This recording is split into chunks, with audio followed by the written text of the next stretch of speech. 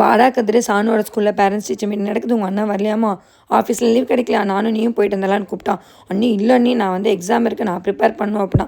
சரி அப்போ எக்ஸாமுக்கு கிளம்பிப்போ அப்படின்னு கேட்டால், இல்லை நீ ரெக்கார்டு எழுதணுன்றான். எனக்கு அப்படியே தூக்கி போட்டுருச்சு. ஏன்னா 1 மணிக்கு எக்ஸாமுக்கு 9 மணிக்கு உட்காந்து ரெக்கார்டு எழுதிட்டு இருக்கான். இவனுங்களால என்ன படிக்கிறானுங்கன்னு எனக்கு ஒன்றும் புரியல. அட போடா சட்டித்தலையா அப்படின்னு சொல்லிட்டு நான் சானு கூப்பிட்டு தக்ஷோட அப்பா அம்மாலாம் கிளம்பிட்டோம். அங்கே ஸ்கூலுக்கு போனவே வந்து தக்ஷிக்கு தனியாக ஃபைல் கொடுத்து அவங்க 2 பேரும் கூட போயிட்டாங்க. பிரபா வர முடியல, அஸ்யூஷுவல் ஆஃபீஸில் லீவ் கொடுக்கலனால நான் மட்டும் தான் சானு கூட போயிருந்தேன்.